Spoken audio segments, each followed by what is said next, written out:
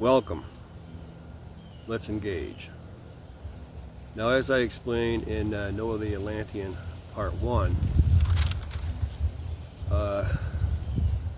Noah walked walked with God. He was a righteous man, and all those that believed as he did were grouped together. They segregated themselves away from what is termed as the dark magi, the dark magicians. And as I explained, these dark magicians were using their psychic abilities that mankind still had, such as clairaudio, clairvoyance, telepathy, and since the earth at that time had different laws of physics, they could use their psychic abilities greater when they were manipulating Earth's energies. And that's what magic is. It's the ability to manipulate earthly energies for different usages. And they were using that against mankind to subjugate mankind. So you have the dark magi and you have the white magi. And this has nothing to do with ethnicity or anything like that. The dark and the white is explaining like dark magic and white magic. Now, the White Brotherhood, they retained the righteous oracles. That's the way they viewed their life and their purpose. And occultists describe them as keepers of the flame. And as long as I use the word occultist, let me explain that a little bit, because that's a misused and abused term. Occultist is not Luciferic, Satanist, devil worshipping, or anything like that. Occultists use spiritual science as opposed to science today, who uses the physical sciences. The physical sciences deal with our five senses in this earthly realm. Spiritual scientists use the supersensual, and they're able to perceive beyond the veil into the invisible realm. So that's what an occultist does. They study and research that which is invisible to the ordinary sense organ, the eyeball. So Noah and those like him segregated themselves and eventually left Atlantis and went to the imperishable land under the North Star. And at that time, the North Star was situated over Tibet. And Steven Spielberg, in his movie Raiders of the Lost Ark, Harrison Ford went to Egypt to find the Ark of the Covenant, but he ended up going to Tibet. And if you recall the movie, who did he encounter in Tibet? Well, it was a Nazi scientist, because they too were looking for the origins of the Aryan race. Now, what I want to do in this particular video is describe the Aryans a little bit further, and how the dark magi, wishing to subjugate humanity, because remember, Atlantis was a global empire, and how those dark magi mirror, in my opinion, what the global elites are doing with their misuse and abuse of science and technology, because that's what Atlantis was doing. They were misusing and abusing their scientific know-how and their capabilities against humanity. So, as in the days of Noah, they are repeating the same process. Now, if you look at the term pharmakia, which the word pharmacy is derived from, pharmakia is defined as sorcery, black magic, and combining that with potions to control you, to control your mind. Now, what are these pharmaceuticals doing to you? We all know that the IQ has fallen in the United States of America. We do know that. So what are these pharmaceuticals doing? What are their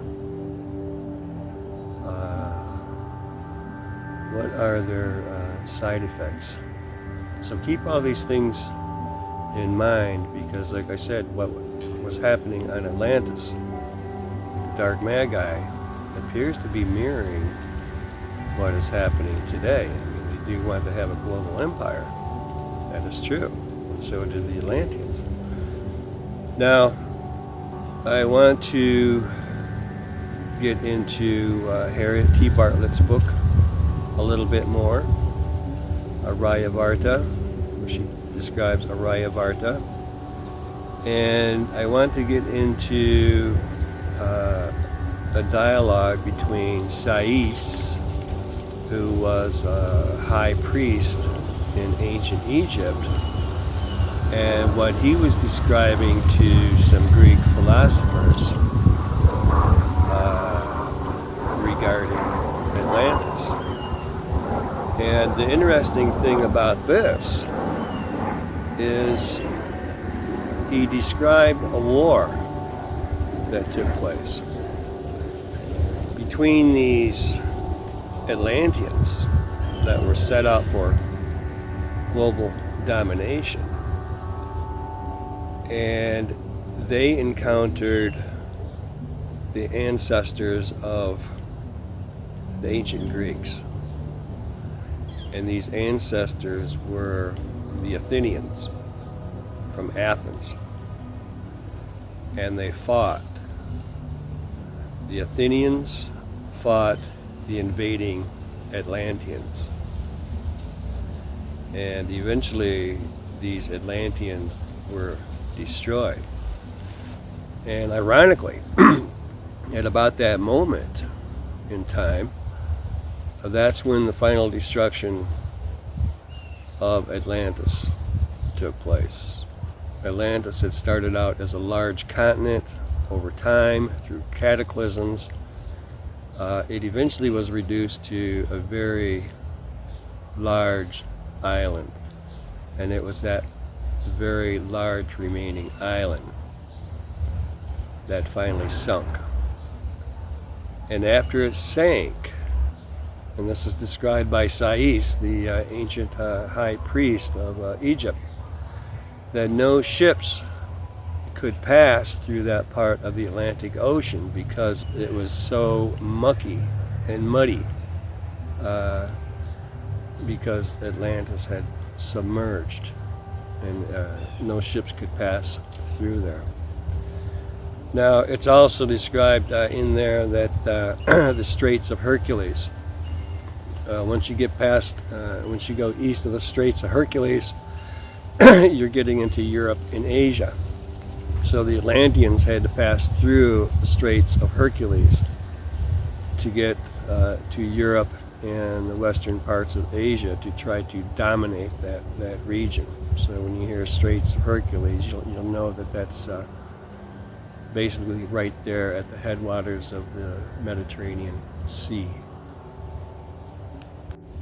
Now, I hope I'm not jumping around too much. But what I'm doing is kind of laying out the generalities of what I'm going to cover with some visuals, with some screenshots I took out of certain very old books. So right now I'm just trying to give you an overview of what I'm going to be showing you in the video. Now I want to get back to Magi. Magician and magic is derived from the word Magi. And like I say, there are dark magi and there are white magi. Basically dark magicians and white magicians. So if you recall, there were three magi from the east, referred to in biblical texts as the wise men. So these three magi, or wise men, knew that a special person was going to be born. And they came because they followed a star. Now they could see that star because they were magi. They could see into the higher realms. They had special perception.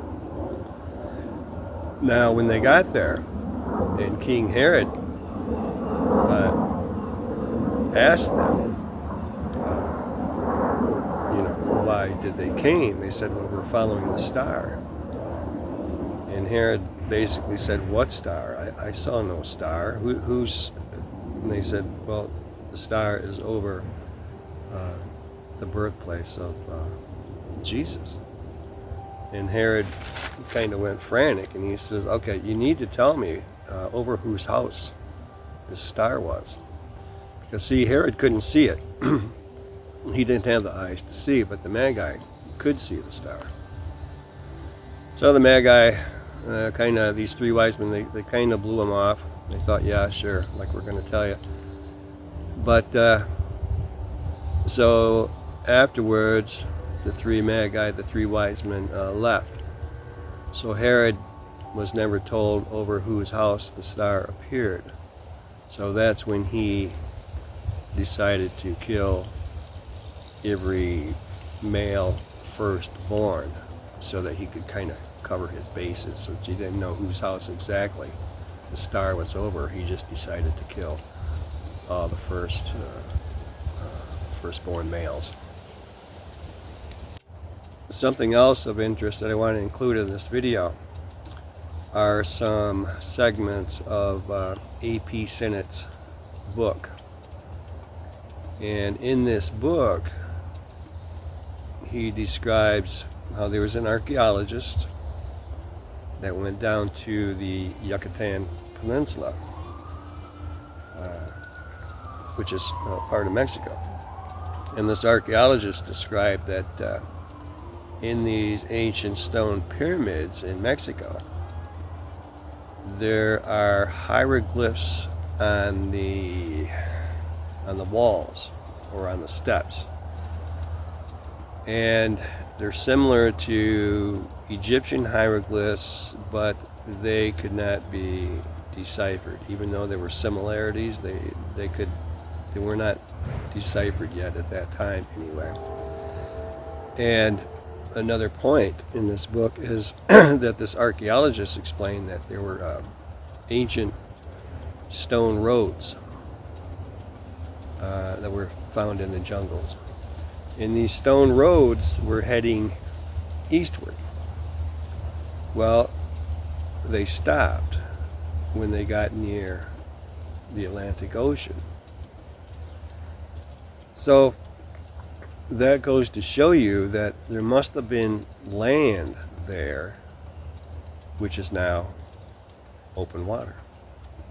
And this is similar to the lemmings up in Scandinavia.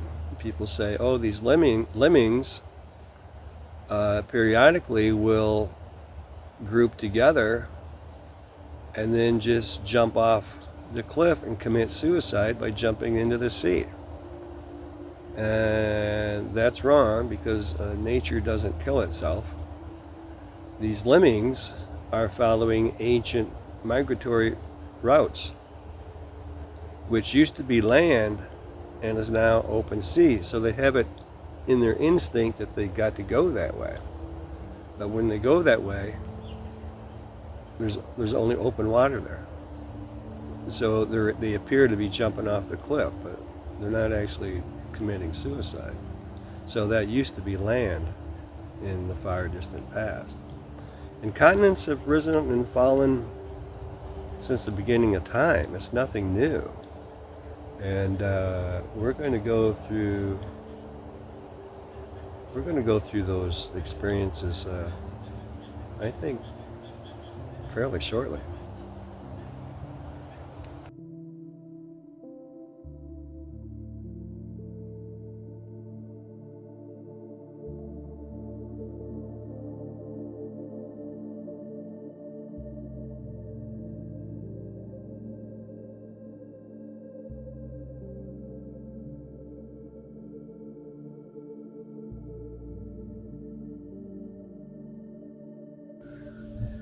Here I want to interject briefly and describe what this passage means. The Atlanteans, as I've noted a little bit in this video and in Noah was an Atlantean Part 1, we descended from the Polarian root race, the Hyperborean root race, the Lemurian root race, then into the Atlantean root race, and we're currently in root race number 5, the Aryan. But through each of these descents, from the Polarian on down to our current number 5 root race, we've lost those spiritual qualities. Because remember, we're falling more and more into matter through time and through the ages. So what was happening to the people of Atlantis, they realized they were losing more and more of those higher spiritual, almost godlike qualities as time went by. And we're talking about vast amounts of time here. And as they began to fall more and more into matter, they began to become more cruel, more warlike, more selfish, which is not at all what they were originally. So as they began to become more cruel and warlike and selfish, the truly righteous people, as was Noah and all those many people like him, they began to segregate themselves, divide themselves. It's kind of like what's happening currently. A lot of people are saying, hey, they don't want to get out in society. Society's crazy. So they're kind of like isolating themselves in their own ark. Well, that was going on in the days of Noah on Atlantis also. So like I've said, we're repeating the cycle. Our current root race is repeating what the Atlantean root race did. But anyway, so as they began to get more and more cruel and warlike and selfish, that is where a lot of trouble, big trouble, began. Now I want to fast forward to I explained Tibet, how there was mass migration out of Tibet because a lot of the refugees migrated to Tibet, which was higher ground. Well, after enormous amounts of time went by, they migrated southwesterly into Aryavarta. Aryavarta has a lot of similarities to Aryan. And one civilization that they established is in ancient India. Now, that's looked at as the seat of spirituality, ancient India. And the ancient Indians also lamented about their loss of their higher self, their more spiritual capacities and capabilities. And then the seat of power went from ancient India over to ancient Persia. And in ancient Persia, there was a Manu by the name of Zarathustra, Zoroastrianism. And their concept was different from the Brahmins of India, where the Zarathustrians said, hey, let's embrace our materiality, because this is where good and evil battle. Spirituality, the dark spirituality, and the righteous spirituality. This is the battleground here on earth. And that was similar to ancient Egypt. Ancient Egypt represented that as Horus and Set. Well, in ancient Persia, they represented it as Ahura Mazda and Ahriman. Ahura Mazda was the Christ force. In ancient Egypt, Horus was the Christ force. In ancient Persia, the satanic force was Ahriman. And in ancient Egypt, the satanic force was Set. So the Atlanteans realized that they were losing their more spiritual qualities through the ages. And then if you fast forward to the ancient Brahmins of India, they realized it too, and they lamented about it. But later on, over in ancient Persia, they said, hey, let's deal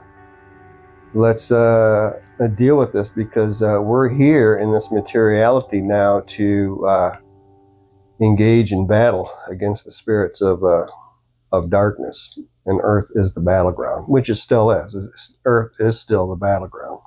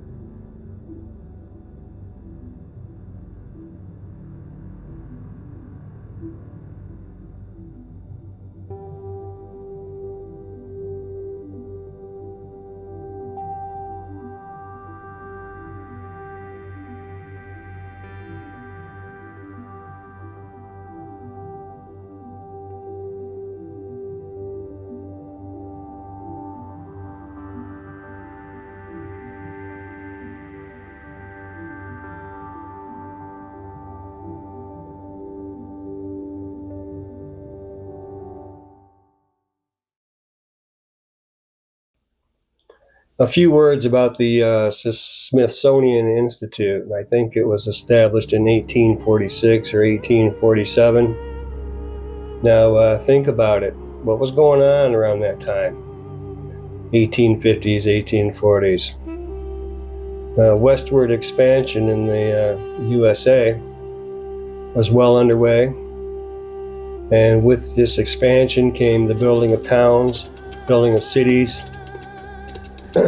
farming. So what happens when you farm and you build things?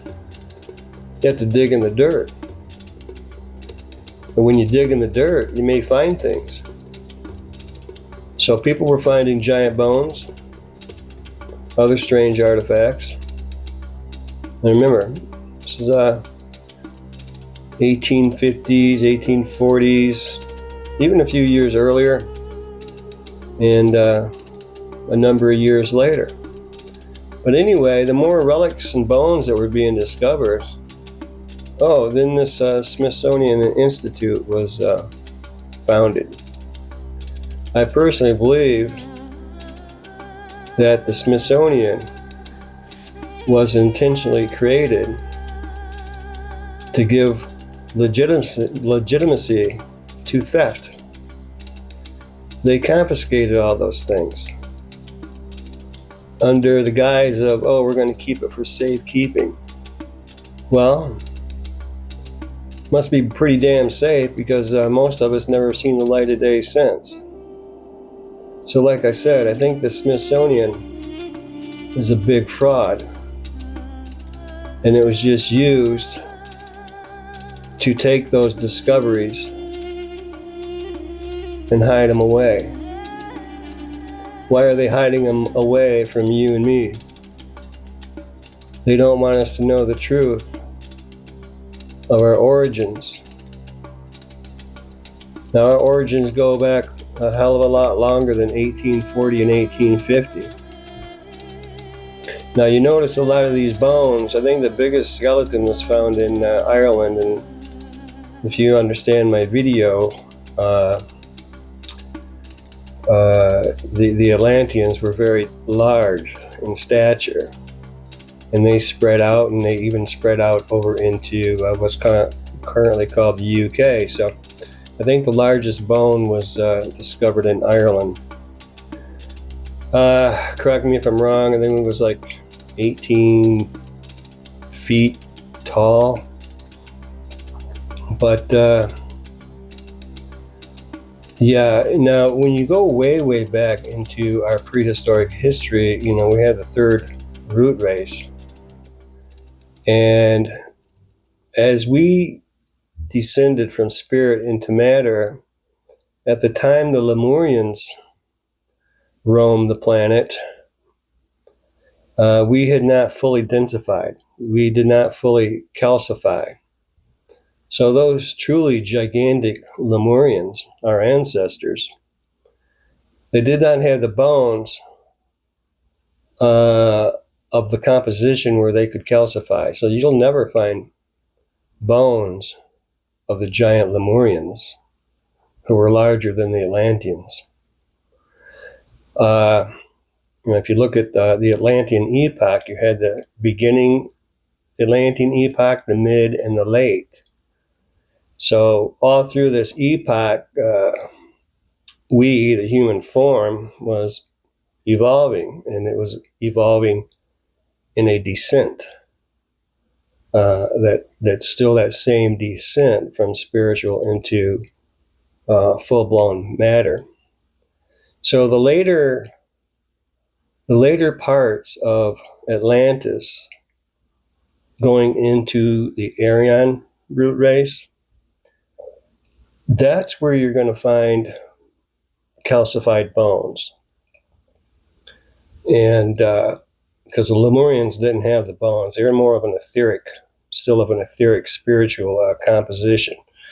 They were solid, but they did not have the solid calcium and magnesium bones that we have today. So you'll never find those bones fossilized. Later, just like the ones they found in the 1850s and such. Those were calcified bones. You have to try to wrap your mind around the big fraud, the big D, the big deception upon humanity by these dark bloodlines. Just let that sink in.